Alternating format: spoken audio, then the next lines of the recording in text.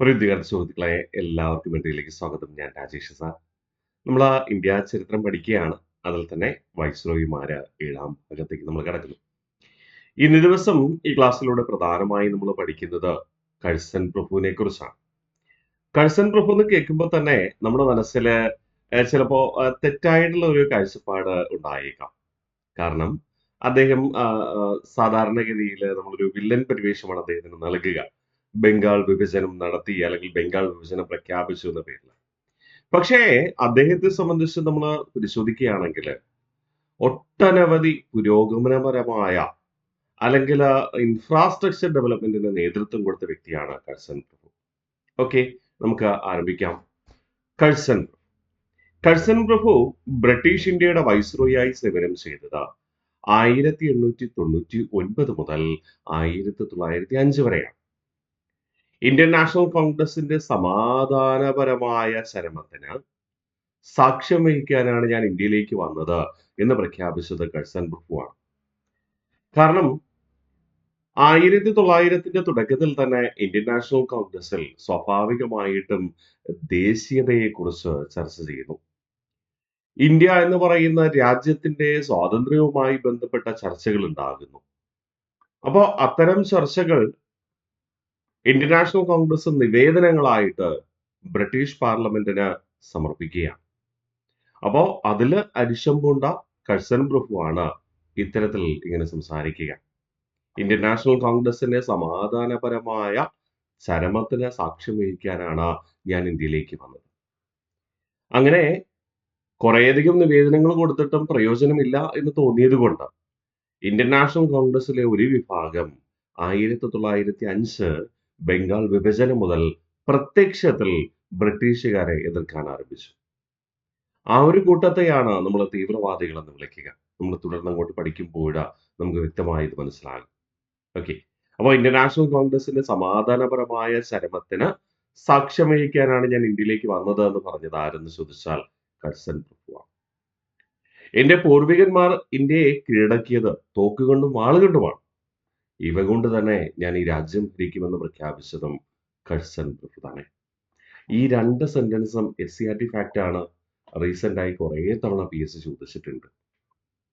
ഈ ഒരു ഡയലോഗ് തന്നിട്ട് ഇതാരാണ് പറഞ്ഞത്, ഏത് ബ്രിട്ടീഷ് വൈസ്രോയുടെ വാക്കാണ് എന്നാണ് ചോദ്യം. അപ്പൊ മറക്കരുത്, കാണാതെ പഠിക്കേണ്ട ആവശ്യമൊന്നുമില്ല. കാരണം ഇത് ചോദ്യത്തിൽ തരത്തുള്ളൂ. ജസ്റ്റ് ഒന്ന് വായിച്ചു വെക്കുക, അത്ര മതി. ഓക്കെ, അപ്പൊ രണ്ട് സെന്റൻസ് ഒന്ന് വായിച്ചു വെക്കുക. ഒന്ന്, ഇന്ത്യൻ നാഷണൽ കോൺഗ്രസിന്റെ സമാധാനപരമായ ചരമത്തിന് സാക്ഷ്യം വഹിക്കാനാണ് ഞാൻ ഇന്ത്യയിലേക്ക് വന്നതെന്ന് പറഞ്ഞത് കഴ്സൺ പ്രഭുവാണ്.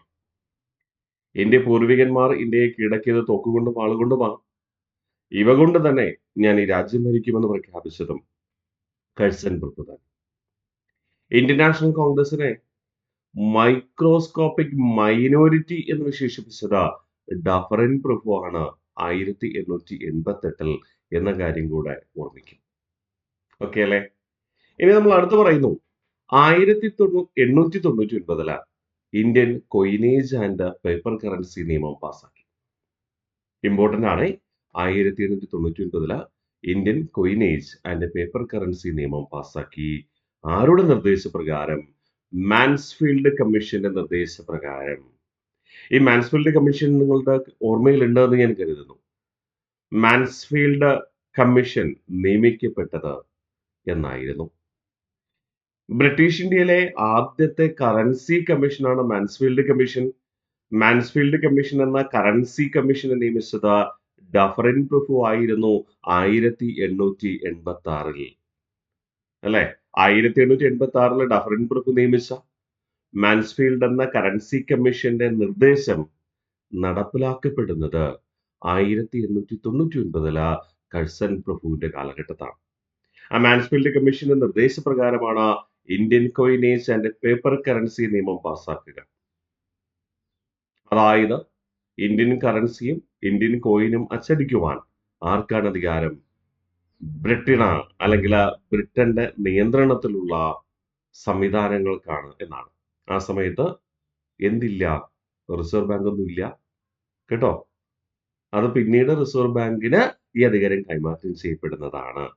അപ്പോ ഇന്ത്യക്ക് വേണ്ടി നാണയങ്ങളും കറൻസിയും അച്ചടിക്കുവാനുള്ള അധികാരം ബ്രിട്ടനിൽ അല്ലെങ്കിൽ ബ്രിട്ടീഷ് പാർലമെന്റിൽ നിക്ഷിപ്തമാണ് എന്നതാണ് ഇവിടെ ഉദ്ദേശിക്കുക. 1899 അന്തർദേശീയ സ്വർണ്ണ വിപണനത്തിൽ ഇന്ത്യ ഉൾപ്പെടുത്തി. ഈ അന്തർദേശീയ സ്വർണ്ണ വിപണനത്തിൽ ഇന്ത്യ ഉൾപ്പെടുത്തി എന്ന് പറയുമ്പോൾ അന്തർദേശീയ തലത്തിൽ സ്വർണ്ണവില കൂടിക്കഴിഞ്ഞാൽ ഇന്ത്യയിലും കൂടും. അന്തർദേശീയ തലത്തിൽ സ്വർണ്ണവില കുറഞ്ഞു കഴിഞ്ഞാൽ ഇന്ത്യയിലും കുറയും. എങ്ങനെയാണോ വ്യാപാരം മെച്ചപ്പെടുന്നത് അതരത്തിൽ മെച്ചപ്പെടും. എങ്ങനെയാണെങ്കിലും വ്യാപാരം ഇടിഞ്ഞു കഴിഞ്ഞാൽ വ്യാപാരം ഇന്ത്യയിലും ഇടിയുകയും ചെയ്യും. നിലവിൽ അങ്ങനെയല്ലേ? അന്തർദേശീയ സ്വർണ്ണവില എത്ര വർദ്ധിച്ചു? നമുക്ക് വർദ്ധിക്കും അല്ലെ? അന്തർദേശീയ സ്വർണ്ണവില കുറഞ്ഞു, നമുക്ക് കുറയും അല്ലെ? പക്ഷേ അന്തർദേശീയ തലത്തിൽ ക്രൂഡ് ഓയിലിന്റെ വില വർദ്ധിച്ചു, ഇന്ത്യയിലും വർദ്ധിക്കും അല്ലെ? ഒരുപക്ഷെ ക്രൂഡ് ഓയിലിന്റെ വില കുറഞ്ഞു, ഇന്ത്യയിൽ കുറയണമെന്ന് നിർബന്ധമില്ല. കാരണം ഇന്ത്യ അന്തർദേശീയ ക്രൂഡ് ഓയിൽ വിപണനത്തിൽ ഉൾപ്പെട്ടിട്ടില്ല. ഉൾപ്പെടാത്തത് കൊണ്ട് അവിടെ ചിലപ്പോൾ കൂടിയാൽ ഇന്ത്യയിൽ ചിലപ്പോൾ കൂടും, ചിലപ്പോൾ കൂടില്ല. അന്തർദേശീയ ക്രൂഡ് ഓയിൽ വിപണനത്തിൽ വില കുറഞ്ഞാൽ ചിലപ്പോൾ ഇന്ത്യയിൽ കുറയും, ചിലപ്പോൾ കുറയില്ല. എന്നാൽ സ്വർണത്തെ സംബന്ധിച്ച് അങ്ങനെയാണോ? അല്ല. ഞാൻ ഉദാഹരണം പറയുന്നതാണ് കേട്ടോ, ക്രൂഡ് ഓയിലുമായി ബന്ധപ്പെട്ട് നമുക്ക് പെട്ടെന്ന് മനസ്സിലാവാൻ വേണ്ടിയിട്ട്. അപ്പോൾ 1899 അന്തർദേശീയ സ്വർണ്ണ വിപണനത്തിൽ ഇന്ത്യ ഉൾപ്പെടുത്തി. 1901 ക്രിമിനൽ ഇൻവെസ്റ്റിഗേഷൻ ഡിപ്പാർട്ട്മെന്റ് രൂപീകരിച്ചു. ഇങ്ങനെ ക്രിമിനൽ ഇൻവെസ്റ്റിഗേഷൻ ഡിപ്പാർട്ട്മെന്റ് എന്ന് പറയുമ്പോൾ ചിലപ്പോൾ പെട്ടെന്ന് നമുക്ക് കണക്ട് ചെയ്യാൻ പറ്റിയെന്ന് വരില്ല. ഇതിന്റെ ഷോർട്ട് ഫോം എന്ന് എടുത്തു നോക്കിയേ. Criminal investigation department, CID. PSC അങ്ങനെയാണ് ചോദിച്ചത് റീസെന്റ് ആയിട്ട്. ബ്രിട്ടീഷ് ഇന്ത്യയിൽ ആദ്യമായി CID സംവിധാനത്തിന് തുടക്കം കുറിച്ചത് ഏത് വൈസ്രോയിയായിരുന്നു? ആരാണ്? കഴ്സൺ പ്രഭു. Criminal investigation department, CID. Okay അല്ലേ? അപ്പൊ ക്രിമിനൽ ഇൻവെസ്റ്റിഗേഷൻ ഡിപ്പാർട്ട്മെന്റ് എന്ന് പറയുമ്പോൾ നിലവിൽ ഇന്ത്യയിലുണ്ടോ? ഉണ്ട്. കേന്ദ്ര തലത്തിലാണ് ക്രിമിനൽ ഇൻവെസ്റ്റിഗേഷൻ ഡിപ്പാർട്ട്മെന്റ് പ്രവർത്തിക്കുക. അപ്പൊ സംസ്ഥാന തലത്തിലോ? സംസ്ഥാന തലത്തില് ക്രിമിനൽ ഇൻവെസ്റ്റിഗേഷൻ ഡിപ്പാർട്ട്മെന്റിന്റെ ഉപസ്ഥാപനമായി അല്ലെങ്കിൽ സംസ്ഥാന തലത്തിൽ പ്രവർത്തിക്കുന്നത് crime branch criminal investigation department എന്നാണ് അറിയപ്പെടുക. CBCID. CBCID കേട്ടോ. കേന്ദ്ര തലത്തിൽ CID എന്ന് തന്നെയാണ് ഇപ്പോഴും, സംസ്ഥാന തലത്തിൽ വരുമ്പോൾ CBCID എന്നാണ് പറയുക. ഓക്കെ. അപ്പോൾ CID സംവിധാനത്തിന് ക്രിമിനൽ ഇൻവെസ്റ്റിഗേഷൻ ഡിപ്പാർട്ട്മെന്റിന് തുടക്കം കുറിച്ചത് ആരാണെന്ന് ചോദിച്ചാൽ കഴ്സൺ പ്രഭുവാണ്. ഏത് വർഷം? 1901. 1901 വ്യവസായ വാണിജ്യ വകുപ്പിന് തുടക്കം കുറിച്ചു. ഓക്കെ. ബ്രിട്ടീഷ് ഇന്ത്യയിൽ ആദ്യമായി കാർഷിക വാണിജ്യ വകുപ്പിന് തുടക്കം കുറിച്ചത്, അതായത് കൃഷി ഉൽപ്പന്നങ്ങൾ ശേഖരിച്ചുകൊണ്ട് വിപണനം ചെയ്യുന്നതിന് വേണ്ടി കാർഷിക വാണിജ്യ വകുപ്പ് ആരംഭിച്ചത് ആരുടെ കാലഘട്ടത്ത്? മയോ പ്രഭുവിന്റെ കാലഘട്ടത്തിൽ നമ്മൾ പഠിച്ചു. ഇവിടെ വ്യവസായ വാണിജ്യ വകുപ്പ് എന്ന് പറഞ്ഞാൽ വ്യവസായത്തിലൂടെ ലഭിക്കുന്ന ഉൽപ്പന്നങ്ങൾ മാർക്കറ്റ് ചെയ്യുന്നതിന് വേണ്ടി പ്രത്യേക സംവിധാനം. അങ്ങനെ മാർക്കറ്റ് ചെയ്ത് എന്താ പ്രയോജനം? കൂടുതൽ ജനങ്ങൾ അറിയും, ആ ഉൽപ്പന്നം കൂടുതൽ വിറ്റഴിക്കപ്പെടും അല്ലെ? അതിന് സഹായമാകുന്നതിന് വേണ്ടി, മാർക്കറ്റിങ്ങിന് വേണ്ടിയിട്ട്. ഓക്കെ. അപ്പൊ 1901 വ്യവസായ വാണിജ്യ വകുപ്പ് ആരംഭിച്ചതും ആരുടെ കാലഘട്ടത്തിൽ തന്നെ? കഴ്സൺ പ്രഭുവിന്റെ കാലഘട്ടത്തിൽ തന്നെ. ഒന്നുകൂടെ നമുക്ക് റിവിഷൻ ചെയ്ത സ്ലൈഡ്. 1899 രണ്ട് കാര്യങ്ങൾ അല്ലെ? ഒന്ന്, Indian coinage and paper currency നിയമം പാസാക്കി. അതിന് ആധാരമായ അല്ലെങ്കിൽ അടിസ്ഥാനമായ കമ്മീഷൻ ഏതാ? Mansfield commission. ഈ മാൻസ്ഫീൽഡ് എന്ന കറൻസി കമ്മീഷൻ നിയമിക്കപ്പെട്ടതെന്ന 1886 ഡഫറിൻ പ്രഭുവിന്റെ കാലഘട്ടത്തിൽ. 1899 അന്തർദേശീയ സ്വർണ്ണ വിപണനത്തിൽ ഇന്ത്യ ഉൾപ്പെടുത്തി. 1901 രണ്ട് കാര്യങ്ങളുണ്ട്. ഒന്ന്, ക്രിമിനൽ ഇൻവെസ്റ്റിഗേഷൻ ഡിപ്പാർട്ട്മെന്റ് രൂപീകരിച്ചു. 1901 തന്നെ വ്യവസായ വാണിജ്യ വകുപ്പ് രൂപീകരിച്ചു. വ്യവസായ വാണിജ്യ വകുപ്പ് രൂപീകരിച്ചു. 1901 മൂന്നാമത്തെ കാര്യം, ബീഹാർ അഗ്രികൾച്ചറൽ റിസർച്ച് ഇൻസ്റ്റിറ്റ്യൂട്ട് ആരംഭിച്ചു. ഇതിന് PSC ചുരുക്കി ബാരി എന്നാണ് ചോദിക്കുക. PSC ചുരുക്കി എങ്ങനെയാണ് ചോദിക്കുക?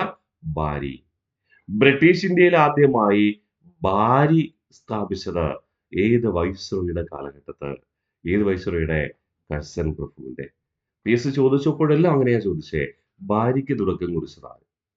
ക്വസ്റ്റ്യൻ കാണുമ്പോൾ ഇതേത് ബാരി എന്ന് നമ്മൾ വിചാരിക്കും. അതുകൊണ്ട് ഇപ്പൊ തന്നെ പഠിച്ചുറപ്പിക്കുക, എന്താണ് ബാരി? BARI എന്ന് പറഞ്ഞാൽ ബീഹാർ അഗ്രികൾച്ചറൽ റിസർച്ച് ഇൻസ്റ്റിറ്റ്യൂട്ട്. അല്ലെങ്കിൽ തിരികെയും ചോദിക്കാം, അഗ്രികൾച്ചറൽ ഇൻസ്റ്റിറ്റ്യൂട്ട് കഴ്സൺ പ്രഭു എവിടെയാണ് ആരംഭിച്ചത്? ബീഹാറിൽ. അഗ്രികൾച്ചറൽ റിസർച്ച് ഇൻസ്റ്റിറ്റ്യൂട്ട് കഴ്സൺ പ്രഭു എവിടെയാണ് ആരംഭിച്ചത്? ബീഹാറിൽ. അതുകൊണ്ടാണ് അത് എന്ത് പേരിൽ അറിയപ്പെടുക? ബീഹാർ അഗ്രികൾച്ചറൽ റിസർച്ച് ഇൻസ്റ്റിറ്റ്യൂട്ട്, ബാരി എന്ന പേരിൽ അറിയപ്പെടുക. ഓക്കെ. 1902 പോലീസ് കമ്മീഷനെ നിയമിച്ചു. ഇനി 2-3 കമ്മീഷനാണ് പഠിക്കുന്നത് കേട്ടോ. പോലീസ് കമ്മീഷനെ നിയമിച്ചു. ആ പോലീസ് കമ്മീഷന്റെ ചെയർമാൻ എന്ന് പറയുന്നത് ആൻഡ്രൂ ഫ്രേസർ. ആൻഡ്രൂ ഫ്രേസറിനെ അധ്യക്ഷനാക്കിക്കൊണ്ട് ബ്രിട്ടീഷ് ഇന്ത്യയിലെ ആദ്യത്തെ പോലീസ് കമ്മീഷനെ നിയമിച്ചത് 1902 അപ്പൊ ഞാൻ നിങ്ങളോട് ചോദിക്കും, ഇന്ത്യൻ പോലീസ് സംവിധാനത്തിന്റെ പിതാവ് എന്നറിയപ്പെടുന്നത് ആരാണ്? നമ്മൾ പറയും കോൺവാലിസ് പ്രഭു അല്ലെ? എന്തുകൊണ്ടാ?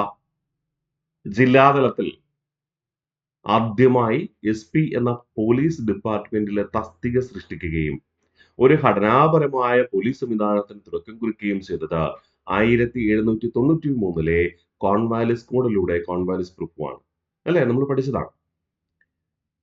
അതുകൊണ്ട് തന്നെ ഇന്ത്യൻ പോലീസ് സംവിധാനത്തിന്റെ പിതാവ് എന്നറിയപ്പെടുന്നത് ആരാണ്? കോൺവാലിസ് പ്രഭു. കാലാന്തരത്തിൽ ഏകദേശം അത് കഴിഞ്ഞാൽ 100 വർഷങ്ങളോളം കഴിഞ്ഞു അല്ലെ? അപ്പൊ പോലീസ് സംവിധാനം എന്തെങ്കിലും പരിഷ്കരിക്കണമോ എന്ന് പരിശോധിക്കുവാൻ കഴ്സൺ പ്രഭു എന്ത് ചെയ്തു? പോലീസ് കമ്മീഷനെ നിയമിച്ചു 1902. ആ പോലീസ് കമ്മീഷന്റെ ചെയർമാൻ എന്ന് പറയുന്നത് ആൻഡ്രൂ ഫ്രേസർ ആണ്. PS ചോദിച്ചിട്ടുണ്ട്, മറക്കരുത്. അടുത്ത പറയുന്നു 1902 യൂണിവേഴ്സിറ്റി കമ്മീഷനെ നിയമിച്ചു. നമുക്കറിയാം, കൺഫ്യൂഷൻ ഉണ്ടാവരുത്, അതുകൊണ്ട് ഞാൻ പറയുന്നത് സ്വതന്ത്ര ഇന്ത്യയിലെ യൂണിവേഴ്സിറ്റി കമ്മീഷൻ എന്നറിയപ്പെടുന്നത് ഡോക്ടർ രാധാകൃഷ്ണൻ കമ്മീഷനാണ്. എന്തുകൊണ്ടെന്ന് ചോദിച്ചാൽ ഡോക്ടർ S രാധാകൃഷ്ണൻ എന്ന വിദ്യാഭ്യാസ കമ്മീഷന്റെ നിർദ്ദേശപ്രകാരമാണ് സർവകലാശാലകളെ അഥവാ യൂണിവേഴ്സിറ്റികളെ നിയന്ത്രിക്കുന്നതിന് വേണ്ടിയിട്ട് UGC യൂണിവേഴ്സിറ്റി ഗ്രാൻഡ് കമ്മീഷൻ രൂപീകരിക്കപ്പെടുന്നത്. അതുകൊണ്ടാണ് ഡോക്ടർ രാധാകൃഷ്ണൻ കമ്മീഷനെ നമ്മൾ യൂണിവേഴ്സിറ്റി കമ്മീഷൻ എന്ന് വിളിക്കുക. ബ്രിട്ടീഷ് ഇന്ത്യയിലെ ഏത് വിദ്യാഭ്യാസ കമ്മീഷനാണ് യൂണിവേഴ്സിറ്റി കമ്മീഷൻ എന്നറിയപ്പെടുക? നമ്മൾ പഠിച്ചിരുന്നു 1854 ഡൽഹൌസി പ്രഭുവിന്റെ കാലഘട്ടത്തിൽ നിയമിക്കപ്പെട്ട ഒരു കമ്മീഷനാണ് എന്ത് പേരിൽ അറിയപ്പെടുക? University commission എന്നറിയപ്പെടുക. എന്തുകൊണ്ട്? വുഡ് അധ്യക്ഷനായ, അതുകൊണ്ട് നമ്മൾ വുഡ്സ് വിദ്യാഭ്യാസ കമ്മീഷൻ എന്ന് വിളിക്കും. 1854 വുഡ്സ് വിദ്യാഭ്യാസ കമ്മീഷനാണ് പ്രാഥമിക വിദ്യാഭ്യാസം മുതൽ സർവകലാശാല തലം വരെയുള്ള വിദ്യാഭ്യാസം എന്ന നിർദ്ദേശം മുന്നോട്ട് വയ്ക്കുന്നത്. ആ കമ്മീഷന്റെ നിർദ്ദേശപ്രകാരം ബ്രിട്ടീഷ് ഇന്ത്യയിൽ ആദ്യമായി സർവകലാശാലകൾ ആരംഭിച്ചത് 1857 കൽക്കട്ട, ബോംബെ, മദ്രാസ് എന്നിവിടങ്ങളിൽ 3 സർവകലാശാലകൾ ആരംഭിച്ചു. അപ്പൊ ബ്രിട്ടീഷ് ഇന്ത്യയിലെ യൂണിവേഴ്സിറ്റി കമ്മീഷൻ എന്നറിയപ്പെടുന്നത് വുഡ്സ് വിദ്യാഭ്യാസ കമ്മീഷനും, സ്വതന്ത്ര ഇന്ത്യയിലെ വിദ്യാഭ്യാസ കമ്മീഷൻ എന്നറിയപ്പെടുന്നത് സർവകലാശാല വിദ്യാഭ്യാസ കമ്മീഷൻ അല്ലെങ്കിൽ യൂണിവേഴ്സിറ്റി വിദ്യാഭ്യാസ കമ്മീഷൻ എന്നറിയപ്പെടുന്നത് രാധാകൃഷ്ണൻ കമ്മീഷനുമാണ്. ഓക്കെ. ഇവിടെ യൂണിവേഴ്സിറ്റി കമ്മീഷനെ നിയമിക്കുന്നത്, അതായത് യൂണിവേഴ്സിറ്റി ആൾറെഡി രൂപീകരിച്ചല്ലോ. വുഡ്സ് വിദ്യാഭ്യാസ കമ്മീഷൻ നിർദ്ദേശപ്രകാരം 1857 സർവകലാശാല രൂപീകരിച്ചു. ആ സർവകലാശാലയുടെ അധികാരവുമായി ബന്ധപ്പെട്ട് പഠിക്കുന്നതിന് വേണ്ടിയിട്ട് 1902 യൂണിവേഴ്സിറ്റി കമ്മീഷനെ നിയമിച്ചത് ആരാണ്? കഴ്സൺ പ്രഭുവാണ്. ആ യൂണിവേഴ്സിറ്റി കമ്മീഷന്റെ അധ്യക്ഷൻ എന്ന് പറയുന്നത് തോമസ് റാലി. PS ചോദ്യം എങ്ങനെയാണ്? തോമസ് റാലി അധ്യക്ഷനായ യൂണിവേഴ്സിറ്റി കമ്മീഷൻ നിയമിക്കപ്പെട്ടത് എന്ന് 1902 ആര് നിയമിച്ചു? കഴ്സൺ പ്രഭു നിയമിച്ചു. ഈ യൂണിവേഴ്സിറ്റി കമ്മീഷന്റെ നിർദ്ദേശപ്രകാരം, അതായത് തോമസ് റാലി യൂണിവേഴ്സിറ്റി കമ്മീഷന്റെ നിർദ്ദേശപ്രകാരമാണ് 1904 ഇന്ത്യൻ യൂണിവേഴ്സിറ്റി ആക്ട് പാസ്സാക്കുക. ഇന്ത്യൻ യൂണിവേഴ്സിറ്റി ആക്ട് പാസ്സാക്കുക. അപ്പൊ ബ്രിട്ടീഷ് ഇന്ത്യയിൽ ആദ്യമായി യൂണിവേഴ്സിറ്റികൾ ആരംഭിച്ചതെന്ന 1857 ആരുടെ നിർദ്ദേശപ്രകാരം? 1854 വുഡ്സ് വിദ്യാഭ്യാസ കമ്മീഷന്റെ നിർദ്ദേശപ്രകാരം. ബ്രിട്ടീഷ് ഇന്ത്യയിൽ ആദ്യത്തെ യൂണിവേഴ്സിറ്റി ആക്ട് പാസ്സാക്കിയതെന്ന 1904 ആരുടെ നിർദ്ദേശപ്രകാരം? 1902 നിയമിക്കപ്പെട്ട തോമസ് റാലി അധ്യക്ഷനായ യൂണിവേഴ്സിറ്റി കമ്മീഷന്റെ നിർദ്ദേശപ്രകാരം. ഓക്കെ അല്ലെ? കണക്റ്റഡ് ആണ്. കഴിഞ്ഞ ക്ലാസ്സിലെ കാര്യങ്ങൾ നിങ്ങളുടെ മനസ്സിലുണ്ടെങ്കിൽ സിമ്പിൾ ആയിട്ട് നമുക്ക് മുന്നോട്ട് പോകാൻ പറ്റും. ഒരു നെഗറ്റീവും വരത്തില്ല. ഓക്കെ, ഒന്നുകൂടെ നമുക്ക് റിവിഷൻ ചെയ്യാം ഈ സ്ലൈഡ്. ഗുഡ്. അപ്പോൾ 1901 ബീഹാർ അഗ്രികൾച്ചറൽ റിസർച്ച് ഇൻസ്റ്റിറ്റ്യൂട്ട് ബാരി സ്ഥാപിച്ചു. 1902 പോലീസ് കമ്മീഷനെ നിയമിച്ചു. ആ പോലീസ് കമ്മീഷന്റെ അധ്യക്ഷൻ എന്ന് പറയുന്നത് ആൻഡ്രൂ ഫ്രേസർ ആണ്. 1902 ഒരു യൂണിവേഴ്സിറ്റി കമ്മീഷനെ നിയമിച്ചു. ആ യൂണിവേഴ്സിറ്റി കമ്മീഷന്റെ അധ്യക്ഷൻ Thomas rally. Thomas Raleigh university കമ്മീഷന്റെ നിർദ്ദേശപ്രകാരമാണ് 1904 ഇന്ത്യൻ യൂണിവേഴ്സിറ്റി ആക്ട് പാസ്സാക്കുക. നമ്മൾ 3 സ്ലൈഡ് പഠിച്ചു. ഈ 3 സ്ലൈഡിൽ പഠിച്ച കാര്യങ്ങൾ ഒന്നുകൂടെ റിവിഷൻ ചെയ്തിട്ട് നമുക്ക് മുന്നോട്ട് പോകാനായിട്ട് ശ്രമിക്കാം. ഓക്കെ. കഴ്സൺ പ്രഭു വൈസ്രോയിയായി സേവനം ചെയ്തത് 1899 മുതൽ 1905 വരെ. ഇന്ത്യൻ നാഷണൽ കോൺഗ്രസിന്റെ സമാധാനപരമായ ചരമത്തിന് സാക്ഷ്യം വഹിക്കാനാണ് ഞാൻ ഇന്ത്യയിലേക്ക് വന്നതെന്ന് പ്രഖ്യാപിച്ചത് കഴ്സൺ പ്രഭു. എന്റെ പൂർവികന്മാർ ഇന്ത്യ കീഴടക്കിയത് തോക്കുകൊണ്ടും വാളുകൊണ്ടുമാണ്. ഇവ കൊണ്ട് തന്നെ ഞാൻ ഈ രാജ്യം ഭരിക്കുമെന്ന് പ്രഖ്യാപിച്ചതും ആര് തന്നെ? കഴ്സൺ പ്രഭു തന്നെ. 1899 Indian coinage and paper currency നിയമം പാസാക്കി. ആരുടെ നിർദ്ദേശപ്രകാരം? മാൻസ്ഫീൽഡ് കമ്മീഷന്റെ നിർദ്ദേശപ്രകാരം. 1899 അന്തർദേശീയ സ്വർണ്ണ വിപണനത്തിൽ ഇന്ത്യ ഉൾപ്പെടുത്തി. 1901 ക്രിമിനൽ ഇൻവെസ്റ്റിഗേഷൻ ഡിപ്പാർട്ട്മെന്റ് അഥവാ CID സംവിധാനം തുടക്കം കുറിച്ചു. 1901 വ്യവസായ വാണിജ്യ വകുപ്പ് രൂപീകരിച്ചതും ആര് തന്നെ? കഴ്സൺ പ്രഭു തന്നെ. അവിടെ മനസ്സിലുണ്ടാവണം, കാർഷിക വാണിജ്യ വകുപ്പ് ആരംഭിച്ചത് ആരാണ്? മയോ പ്രഭു. 1901 ബീഹാർ അഗ്രികൾച്ചറൽ റിസർച്ച് ഇൻസ്റ്റിറ്റ്യൂട്ട് ബാരി സ്ഥാപിച്ചു. 1902 ബ്രിട്ടീഷ് ഇന്ത്യയിലെ ആദ്യത്തെ പോലീസ് കമ്മീഷനെ നിയമിച്ചു. ആ പോലീസ് കമ്മീഷന്റെ ചെയർമാൻ എന്ന് പറയുന്നത് ആൻഡ്രൂ ഫ്രേസർ. 1902 യൂണിവേഴ്സിറ്റി കമ്മീഷനെ നിയമിച്ചു. ആ യൂണിവേഴ്സിറ്റി കമ്മീഷന്റെ ചെയർമാൻ എന്ന് പറയുന്നത് തോമസ് റാലിയാണ്. 1904 ഇന്ത്യൻ യൂണിവേഴ്സിറ്റി ആക്ട് പാസ്സാക്കി. ഇന്ത്യൻ യൂണിവേഴ്സിറ്റി ആക്ട് പാസ്സാക്കാൻ കാരണമായ കമ്മീഷൻ ഏതാണ്? തോമസ് റാലി യൂണിവേഴ്സിറ്റി കമ്മീഷനുമാണ്. ഓക്കെ അല്ലേ? അടുത്ത നമ്മൾ പറയുന്നു 1904 പട്ടാള കമ്മീഷനെ നിയമിച്ചു. ആ പട്ടാള കമ്മീഷന്റെ ചെയർമാൻ എന്ന് പറയുന്നത് കിച്ച്നർ ആയിരുന്നു. PSC റീസെന്റ് ആയി ചോദിച്ച ചോദ്യമാണ്. കിച്ച്നർ പട്ടാള കമ്മീഷനെ നിയമിച്ചത് ഏത് വൈസ്രോയി ആയിരുന്നു? കഴ്സൺ പ്രഭു. ഏത് വർഷം? 1904. 1904 തന്നെ പുരാവസ്തു സംരക്ഷണ നിയമം പാസാക്കി. അപ്പൊ പുരാവസ്തു സംരക്ഷണ നിയമം പാസാക്കിയത് ആരാ? കഴ്സൺ പ്രഭു. അപ്പൊ നിങ്ങളുടെ മനസ്സിൽ വരും, അയ്യോ വേറെ എവിടെയോ നമ്മൾ പുരാവസ്തു സംരക്ഷണം പഠിച്ചിട്ടുണ്ടല്ലോ, പുരാവസ്തു എന്തൊക്കെ പഠിച്ചിട്ടുണ്ടല്ലോ അല്ലേ? ഓർമ്മ വന്നോ? ഓർമ്മ വരണം കേട്ടോ. കാനിങ് പ്രഭുവിന്റെ കാലഘട്ടത്താണ് ബ്രിട്ടീഷ് ഇന്ത്യയിൽ ആദ്യമായി പുരാവസ്തു ഗവേഷണം ആരംഭിച്ചത്. ബ്രിട്ടീഷ് ഇന്ത്യയിൽ ആദ്യമായി പുരാവസ്തു ഗവേഷണം ആർക്കിയോളജിക്കൽ സർവേക്ക് തുടക്കം കുറിച്ചത് 1861 കാനിങ് പ്രഭുവിന്റെ കാലഘട്ടത്ത്. ആ ആർക്കിയോളജിക്കൽ സർവേക്ക് നേതൃത്വം നൽകിയത് അലക്സാണ്ടർ കണ്ണിംഗ്ഹാം ആണ്. അതുകൊണ്ട് അലക്സാണ്ടർ കണ്ണിംഗ്ഹാമിനെ നമ്മൾ എന്തെന്ന് വിളിച്ചു? ഇന്ത്യൻ പുരാവസ്തു സർവേയുടെ, ഇന്ത്യൻ ആർക്കിയോളജിക്കൽ സർവേയുടെ പിതാവ് എന്ന് വിളിച്ചു. സംശയമുണ്ടാവരുത്. ആർക്കിയോളജിക്കൽ സർവേക്ക് തുടക്കം കുറിച്ചത് 1861 കാനിംഗ് പ്രഭുവിന്റെ കാലഘട്ടത്തിൽ ആരുടെ നേതൃത്വത്തിൽ? Alexander Cunningham. അതുകൊണ്ട് ആർക്കിയോളജിക്കൽ സർവേയുടെ പിതാവെന്ന് കണക്കാക്കുന്നത് അലക്സാണ്ടർ കണ്ണിംഗ്ഹാമിനെയാണ്. എന്നാൽ അവിടെ സർവേ മാത്രമേ ആരംഭിച്ചിട്ടുള്ളൂ അല്ലെ? നമ്മുടെ കുഴിച്ചെടുത്ത് പുരാവസ്തുക്കൾ ഉണ്ടെന്ന് പരിശോധിക്കുക മാത്രമാണ്. അങ്ങനെ കുറെ വർഷം കഴിഞ്ഞപ്പോൾ ഒരുപാട് കാര്യങ്ങൾ, ഒരുപാട് വസ്തുക്കള് പുരാവസ്തു ഖനനത്തിലൂടെ കണ്ടെത്തി. ഈ കണ്ടെത്തിയ സാധനങ്ങൾ സംരക്ഷിക്കണ്ടേ, സൂക്ഷിക്കണ്ടേ വേണം. അതിനു വേണ്ടിയിട്ടായിരുന്നു കഴ്സൺ പ്രഭു 1904 പുരാവസ്തു സംരക്ഷണ നിയമം പാസ്സാക്കി. എന്നിട്ട് അദ്ദേഹം വീണ്ടും ആഹ്വാനം ചെയ്തു. ഇപ്പോ ബ്രിട്ടീഷുകാര് ഒരു നിയമം പാസ്സാക്കി എന്ന് പറയുമ്പോൾ ബ്രിട്ടീഷ് പൂർണ്ണ ആധിപത്യമുള്ള ബ്രിട്ടീഷ് പ്രവിശ്യകളിൽ മാത്രമാണ് അത് പ്രാബല്യത്തിൽ വരിക. ബ്രിട്ടീഷുകാരുടെ ആധിപത്യം അംഗീകരിച്ചിട്ടുള്ള നാട്ടുരാജ്യങ്ങളിൽ ആ നിയമം പ്രാബല്യത്തിൽ വരില്ല. സ്വാഭാവികമായിട്ട് അങ്ങനെയാണ്.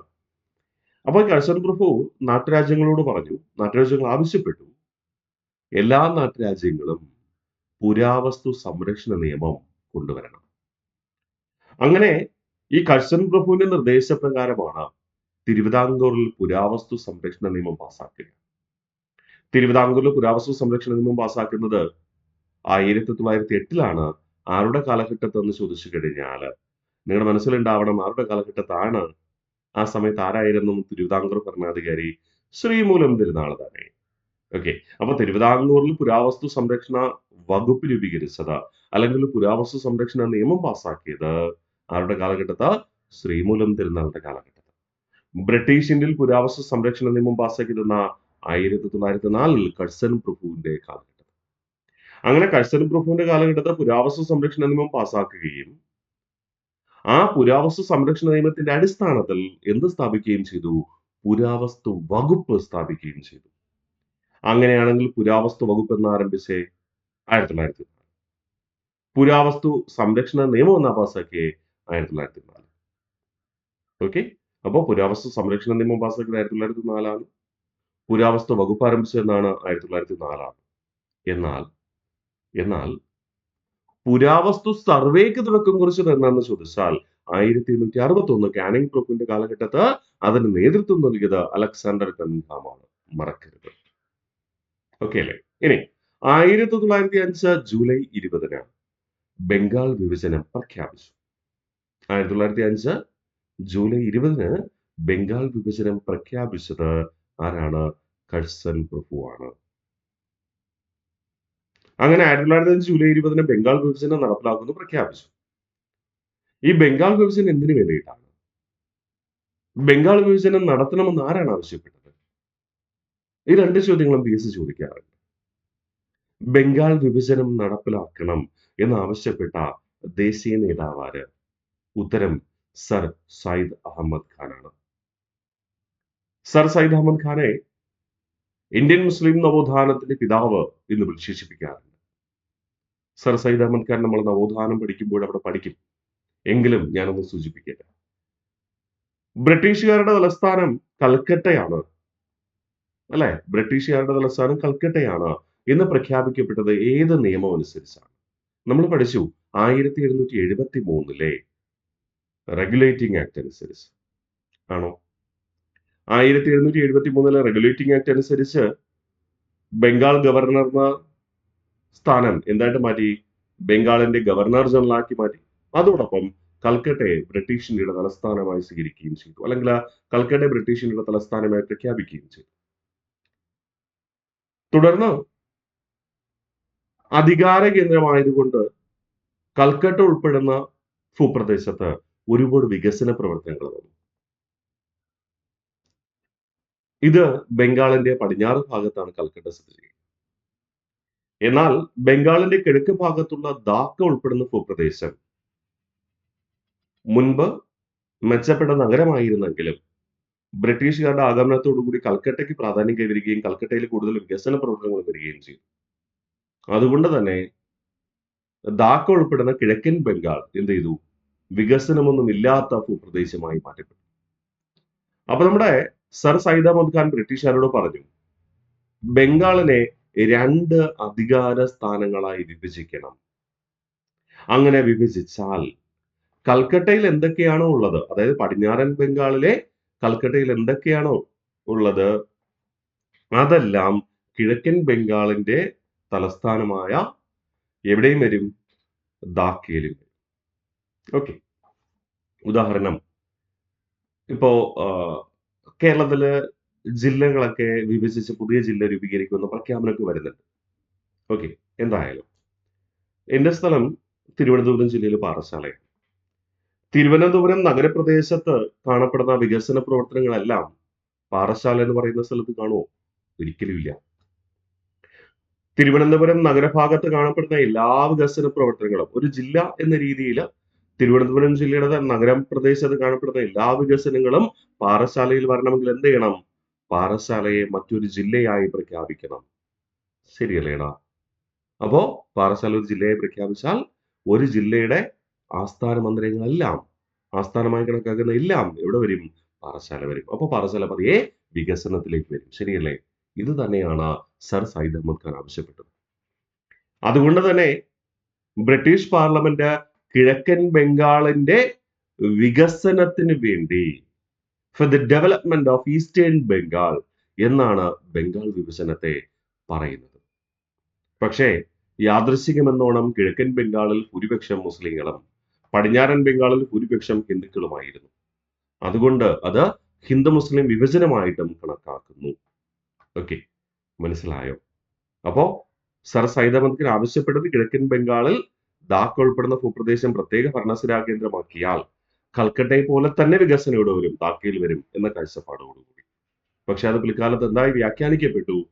ഹിന്ദു മുസ്ലിം വിഭജനമായി വ്യാഖ്യാനിക്കപ്പെട്ടു എന്നത് ചരിത്രം.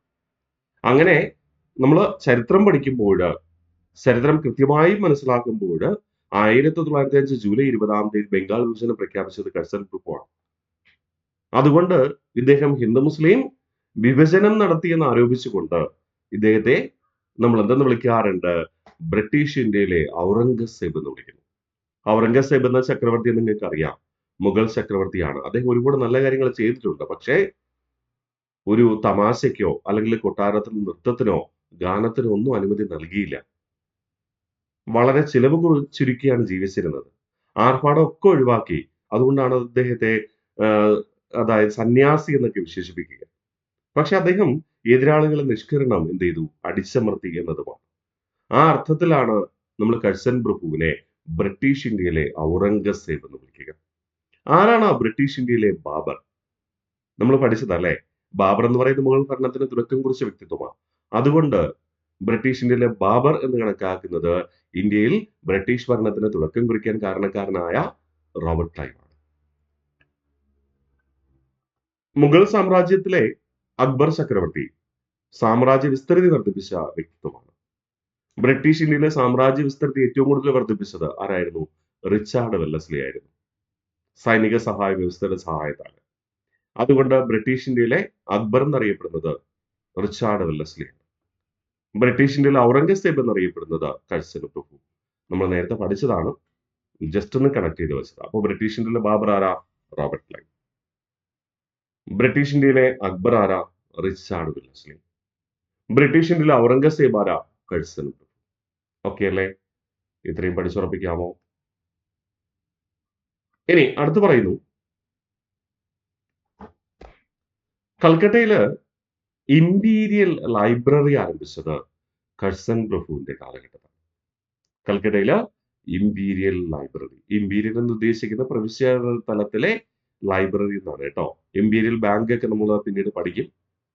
പ്രവിശ്യ തലത്തിലെ ബാങ്കിന് നമ്മൾ ഇമ്പീരിയൽ ബാങ്ക് എന്ന് വിളിച്ചു. ആ ഇമ്പീരിയൽ ബാങ്കുകളെ കൂട്ടി യോജിപ്പിച്ചുകൊണ്ടല്ലേ പിന്നീട് സ്റ്റേറ്റ് ബാങ്ക് ഓഫ് ഇന്ത്യ രൂപീകരിക്കുക, അല്ലെ? യെസ്. അപ്പൊ കൽക്കട്ടയിലെ ഇമ്പീരിയൽ ലൈബ്രറി, പ്രവിശ്യാതല ലൈബ്രറി രൂപീകരിച്ചത് ആരുടെ കാലഘട്ടത്താണ്? കഴ്സൺ പ്രഭുവിന്റെ കാലഘട്ടത്തിൽ. 1905 റെയിൽവേയെ പൊതുമരാമത്ത് വകുപ്പിൽ നിന്ന് വേർപെടുത്തി ഒരു പ്രത്യേക റെയിൽവേ ബോർഡിന് കീഴിലാക്കി മാറ്റി. റെയിൽവേയെ പൊതുമരാമത്ത് വകുപ്പിൽ നിന്ന് വേർപെടുത്തി, അതായത് പബ്ലിക് വർക്ക് ഡിപ്പാർട്ട്മെന്റിന്റെ കീഴിൽ നിന്ന് വേർപെടുത്തി ഒരു പ്രത്യേക റെയിൽവേ ബോർഡിന് കീഴിലാക്കി മാറ്റി. അപ്പൊ PSCയുടെ ചോദ്യം ഇതാണ്, റെയിൽവേ ബോർഡ് രൂപീകരിച്ചത് ആര്? കഴ്സൺ പ്രഭു. പൊതുമരാമത്ത് വകുപ്പിൽ നിന്ന് റെയിൽവേയെ വേർതിരിക്കുവാൻ നിർദ്ദേശം നൽകിയ കമ്മിറ്റി ഏതെന്ന് ചോദിച്ചാൽ തോമസ് റോബർട്ട്സൺ കമ്മിറ്റിയാണ്, അല്ലെങ്കിൽ തോമസ് റോബർട്ട്സൺ ആണ്. ഓക്കെ. പൊതുമരാമത്ത് വകുപ്പിൽ നിന്ന് റെയിൽവേയെ വേർപെടുത്തിയത് ആരുടെ നിർദ്ദേശപ്രകാരം? തോമസ് റോബർട്ട്സന്റെ നിർദ്ദേശപ്രകാരം. ആരുടെ കാലഘട്ടത്താണ് വേർപെടുത്തിയത് എന്ന് ചോദിച്ചാൽ കഴ്സൺ പ്രഭുവിന്റെ കാലഘട്ടത്ത് വേർപെടുത്തുകയും റെയിൽവേ ബോർഡിന് കീഴിലാക്കി മാറ്റുകയും ചെയ്തു. അഥവാ റെയിൽവേ ബോർഡ് രൂപീകരിച്ചത് ആരെന്ന് ചോദിച്ചാൽ നമ്മൾ ആരുടെ പേര് പറയും? കഴ്സൺ പ്രഭുവിന്റെ പേര് പറയും. ഓക്കെ അല്ലേ? അപ്പൊ കൽക്കട്ടയില് ഇമ്പീരിയൽ ലൈബ്രറി ആരംഭിച്ചു. 1905 റെയിൽവേയെ പൊതുമരാമത്ത് വകുപ്പിൽ നിന്ന് വേർപെടുത്തി ഒരു പ്രത്യേക റെയിൽവേ ബോർഡിന് കീഴിലാക്കി മാറ്റി. അതിനുവേണ്ടി നിർദ്ദേശം നൽകിയത് തോമസ് റോബർട്ട്സൺ ആണ്. ഒന്നുകൂടെ നമുക്ക് റിവിഷൻ ചെയ്യാം. അവസാനം പഠിച്ച 2 സ്ലൈഡുകൾ. 1904 പട്ടാള കമ്മീഷനെ നിയമിച്ചു. പട്ടാള കമ്മീഷന്റെ ചെയർമാൻ എന്ന് പറയുന്നത് കിഷ്ണർ ആയിരുന്നു. 1904 പുരാവസ്തു സംരക്ഷണ നിയമം പാസാക്കി. ആ പുരാവസ്തു സംരക്ഷണ നിയമത്തിന്റെ അടിസ്ഥാനത്തിൽ പുരാവസ്തു വകുപ്പ് സ്ഥാപിക്കുകയും ചെയ്തു. അപ്പോൾ പുരാവസ്തു വകുപ്പ് എന്ന് തന്നെയാണ് സ്ഥാപിക്കുന്നത്? 1904 തന്നെ. തിരുവിതാംകൂറിൽ പുരാവസ്തു വകുപ്പ് ആരംഭിച്ചത് ആരുടെ കാലഘട്ടത്തിൽ എന്ന് ചോദിച്ചാൽ ശ്രീമൂലം തിരുനാളിന്റെ കാലഘട്ടത്തിൽ നിന്നും ഓർമ്മിക്കാം. 1905 ജൂലൈ 20 ബംഗാൾ വിഭജനം പ്രഖ്യാപിച്ചു.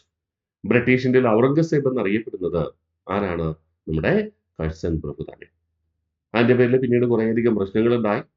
ബംഗാൾ വിഭജനം പ്രാബല്യത്തിലാക്കാൻ വേണ്ടി ഇദ്ദേഹം പരിശ്രമിച്ചെങ്കിലും ജനങ്ങളുടെ പ്രതിഷേധമുണ്ടായി. അതോടൊപ്പം ഇന്ത്യയുടെ സൈനിക മേധാവി ഇദ്ദേഹത്തെ സപ്പോർട്ട് ചെയ്തില്ല. അതുകൊണ്ട് ഇദ്ദേഹം രാജിവെക്കുകയാണ് കേട്ടോ. രാജിവെക്കുന്നതിനെ കുറിച്ച് നമുക്ക് അടുത്ത ക്ലാസ്സിൽ പറയാം. കൽക്കട്ടയിലെ ഇമ്പീരിയൽ ലൈബ്രറി സ്ഥാപിച്ചു. 1905 റെയിൽവേയെ പൊതുമരാമത്ത് വകുപ്പിൽ നിന്ന് വേർപെടുത്തി ഒരു പ്രത്യേക റെയിൽവേ ബോർഡിനെ കീഴിലാക്കി മാറ്റി. അതിനുവേണ്ടി നിർദ്ദേശം നൽകിയത് ആരാ? Thomas Robertson. ഓക്കെ. അപ്പൊ നമ്മൾ ഇന്ന് പഠിച്ച കാര്യങ്ങൾ കഴ്സൺ പ്രഭുവിനെ കുറിച്ച് മാത്രമായിരുന്നു. കഴ്സൺ പ്രഭുവിനെ കുറിച്ച് പഠിച്ച കാര്യങ്ങൾ പൂർണ്ണമായി നമുക്കൊന്ന് റിവിഷൻ ചെയ്തിട്ട് മുന്നോട്ട് പോകാം. അപ്പോ ഈ ക്ലാസ് വൈസ്രോയിമാരുടെ 7ാമത്തെ ഭാഗമാണ് കഴ്സൺ പ്രഭു. കഴ്സൺ പ്രഭു വൈസ്രോയിയെ സേവനം ചെയ്തത് 1899 മുതൽ 1905 വരെ. ഇന്ത്യൻ നാഷണൽ കോൺഗ്രസിന്റെ സമാധാനപരമായ ചരമത്തിന് സാക്ഷ്യം വഹിക്കാനാണ് ഞാൻ ഇന്ത്യയിലേക്ക് വന്നതെന്ന് പ്രഖ്യാപിച്ചത് കഴ്സൺ പ്രഭു. എന്റെ പൂർവികന്മാർ ഇന്ത്യയെ കീഴടക്കിയത് തോക്കുകൊണ്ടും വാളുകൊണ്ടുമാണ്. ഇവ കൊണ്ട് തന്നെ ഞാൻ ഈ രാജ്യം ഭരിക്കുമെന്ന് പ്രഖ്യാപിച്ചത് കഴ്സൺ പ്രഭു തന്നെ. 1899 Indian coinage and paper currency നിയമം പാസാക്കി. ആരുടെ നിർദ്ദേശപ്രകാരം? മാൻസ്ഫീൽഡ് കമ്മീഷന്റെ നിർദ്ദേശപ്രകാരം. എന്നാൽ ഈ മാൻസ്ഫീൽഡ് കമ്മീഷനെ നിയമിച്ചതെന്ന 1886 ഡഫറിൻ പ്രഭുവിന്റെ കാലഘട്ടം. 1899 അന്തർദേശീയ സ്വർണ്ണ വിപണനത്തിൽ ഇന്ത്യ ഉൾപ്പെടുത്തി. 1901 ക്രിമിനൽ ഇൻവെസ്റ്റിഗേഷൻ ഡിപ്പാർട്ട്മെന്റ് രൂപീകരിച്ചു. 1901 തന്നെ വ്യവസായ വാണിജ്യ വകുപ്പ് രൂപീകരിച്ചു. 1901 തന്നെ ബീഹാർ അഗ്രികൾച്ചറൽ റിസർച്ച് ഇൻസ്റ്റിറ്റ്യൂട്ട് അഥവാ ബാരി സ്ഥാപിച്ചു. 1902 പോലീസ് കമ്മീഷനെ നിയമിച്ചു. ആ പോലീസ് കമ്മീഷന്റെ ചെയർമാൻ എന്ന് പറയുന്നത് ആൻഡ്രൂ ഫ്രേസർ ആയിരുന്നു. 1902 യൂണിവേഴ്സിറ്റി കമ്മീഷനെ നിയമിച്ചു. ആ യൂണിവേഴ്സിറ്റി കമ്മീഷന്റെ ചെയർമാൻ എന്ന് പറയുന്നത് Thomas rally. 1904 Indian university act പാസാക്കിയത് തോമസ് റാലി യൂണിവേഴ്സിറ്റി കമ്മീഷന്റെ നിർദ്ദേശപ്രകാരം. 1904 ഒരു പട്ടാള കമ്മീഷനെ നിയമിച്ചു. ആ പട്ടാള കമ്മീഷന്റെ ചെയർമാൻ എന്ന് പറയുന്നത് കിച്ച്നർ ആയിരുന്നു. 1904 പുരാവസ്തു സംരക്ഷണ നിയമം പാസാക്കി. ആ പുരാവസ്തു സംരക്ഷണ നിയമത്തിന്റെ അടിസ്ഥാനത്തിൽ പുരാവസ്തു വകുപ്പ് ആരംഭിച്ചത് 1904 തന്നെ. തിരുവിതാംകൂറിൽ പുരാവസ്തു വകുപ്പ് ആരംഭിച്ചത് ശ്രീമൂലം തിരുനാളാണെന്നും ഓർമ്മിക്കുക. 1905 ജൂലൈ 20 ബംഗാൾ വിഭജനം പ്രഖ്യാപിച്ചു. അതുകൊണ്ട് അദ്ദേഹത്തെ ബ്രിട്ടീഷ് ഇന്ത്യയിലെ ഔറംഗസേബ് എന്ന് വിശേഷിപ്പിക്കുന്നു. കൽക്കട്ടയിലെ ഇമ്പീരിയൽ ലൈബ്രറി ആരംഭിച്ചത് കഴ്സൺ പ്രഭുവാണ്. 1905 റെയിൽവേയെ പൊതുമരാമത്ത് വകുപ്പിൽ നിന്ന് വേർപെടുത്തി ഒരു പ്രത്യേക റെയിൽവേ ബോർഡിന് കീഴിലാക്കി മാറ്റി. അപ്പൊ PSC ചോദിക്കും, റെയിൽവേ ബോർഡ് രൂപീകരിച്ചത് ആരാണ്? കഴ്സൺ പ്രഭു, മറക്കരുത്. റെയിൽവേ ബോർഡ് രൂപീകരിക്കുവാൻ അല്ലെങ്കിൽ റെയിൽവേയെ പൊതുമരാമത്ത് വകുപ്പിൽ നിന്ന് വേർപെടുത്തുവാൻ നിർദ്ദേശം നൽകിയത് തോമസ് റോബർട്ട്സണുമാണ്. ഓക്കെ അല്ലേ? അപ്പൊ ഞാൻ നിങ്ങളോട് പറഞ്ഞു 1905 ജൂലൈ 20 എന്ത് ചെയ്തു? നമ്മുടെ കഴ്സൺ പ്രഭു ബംഗാൾ വിഭജനം പ്രഖ്യാപിച്ചു. അതിനുശേഷം പ്രഖ്യാപിച്ചത് കിഴക്കൻ ബംഗാള് ധാക്കയുടെ വികസനത്തിന് വേണ്ടിയിട്ടാണ്. പക്ഷേ ജനങ്ങൾ അതിന് ഹിന്ദു മുസ്ലിം വിഭജനമെന്ന് കണക്കാക്കുകയും അതിനെതിരെ പ്രതിഷേധം ഉണ്ടാവുകയും ചെയ്തു. ബംഗാൾ വിഭജനം പ്രഖ്യാപിച്ച കഴ്സൺ പ്രഭു അത് നടപ്പിലാക്കുന്നതിന് വേണ്ടിയിട്ട് എന്ത് ചെയ്തു? സൈനിക മേധാവിയുടെ സഹായം തേടി. പക്ഷെ സൈനിക മേധാവി സപ്പോർട്ട് ചെയ്തില്ല. ഒടുവില് 1905 ഓഗസ്റ്റ് മാസം 6 ഇദ്ദേഹം രാജിവെച്ചു. 1905 ഓഗസ്റ്റ് മാസം 6 രാജിവെച്ചു. തുടർന്ന് താൽക്കാലികമായി 1905 ഓഗസ്റ്റ് മാസം 7 മിന്റോ സെക്കൻഡ് വൈസ്രോയുടെ സ്ഥാനമേറ്റെടുത്തു. വൈസ്രോയെ ഒഫീഷ്യലി അനൗൺസ് ചെയ്തിട്ടില്ല. 1905 ഓഗസ്റ്റ് 6 കഴ്സൺ പ്രഭു റെസിഗ്നേഷൻ കൊടുത്തപ്പോ, ജോലി രാജിവെച്ചപ്പോ താൽക്കാലികമായി 1905 ഓഗസ്റ്റ് 7 തൊട്ട് ആര് അധികാരത്തിൽ വന്നു? മിന്റോ സെക്കൻഡ് താൽക്കാലികമായി വൈസ്രോയ സ്ഥാനം ഏറ്റെടുത്തു. തുടർന്ന് മിന്റോ പ്രഭു എന്ത് ചെയ്തു? ബംഗാൾ വിഭജനം പ്രാബല്യത്തിൽ കൊണ്ടുവന്നു ഒക്ടോബർ 16. നിങ്ങൾക്ക് തന്നെ അറിയാം, ഒരാൾ രാജിവെച്ച് കഴിഞ്ഞാൽ അന്ന് തന്നെ രാജ്യം സ്വീകരിക്കണമെന്ന് നിർബന്ധമില്ല. പ്രത്യേകിച്ച് ഒരു ഭരണാധികാരി അദ്ദേഹം ചെയ്യേണ്ട ഒരുപാട് കാര്യങ്ങളൊക്കെ ഉണ്ടാവും അല്ലെ? പ്രത്യേകിച്ച് പ്രശ്നങ്ങളൊന്നും ഇല്ലാന്ന് അദ്ദേഹം റിപ്പോർട്ടൊക്കെ കൊടുക്കേണ്ടി വരും. അങ്ങനെ കുറെ കാലതാമസം പിടിക്കും. ചിലപ്പോ 1-2 മാസമൊക്കെ പിടിക്കും അല്ലെ? നമ്മൾ റെസിഗ്നേഷൻ ചെയ്ത് കഴിഞ്ഞാൽ അത് അന്തിമമായ അപ്രൂവൽ വരാം. അങ്ങനെ കഴ്സൺ പ്രഭുവിന്റെ റെസിഗ്നേഷൻ ഔദ്യോഗികമായി അംഗീകരിച്ചത്, കഴ്സൺ പ്രഭുവിന്റെ രാജി ഔദ്യോഗികമായി അംഗീകരിക്കുന്നത് 1905 നവംബർ മാസം 20 അതുകൊണ്ട് 1905 ഓഗസ്റ്റ് മാസം 7 മുതൽ 1905 നവംബർ മാസം 20 വരെ ഇന്ത്യയുടെ വൈസ്രോയി സ്ഥാനം വഹിച്ചത് മിന്റോ പ്രഭുവാണ്. പക്ഷേ താൽക്കാലികം. ഔദ്യോഗികമായി മിന്റോ പ്രഭു അധികാരത്തിൽ വരുന്നത് 1905 നവംബർ മാസം 21 ഇത് നമ്മൾ സാധാരണത്തിൽ പഠിക്കുന്നത് ബംഗാൾ വിഭജനത്തെ തുടർന്ന് സ്വദേശി മൂവ്മെന്റ് പഠിക്കുമ്പോഴാണ് ഞാനത് പഠിപ്പിക്കുക. അപ്പോഴേ നമുക്ക് കണക്ട് ചെയ്യാൻ പറ്റത്തുള്ളൂ. പക്ഷേ ഇവിടെ നിങ്ങൾ മനസ്സിലാക്കാൻ വേണ്ടി ജസ്റ്റ് സൂചിപ്പിച്ചതാണ്. ബംഗാൾ വിഭജനം പ്രഖ്യാപിച്ചത് കഴ്സൺ പ്രഭുവാണ്.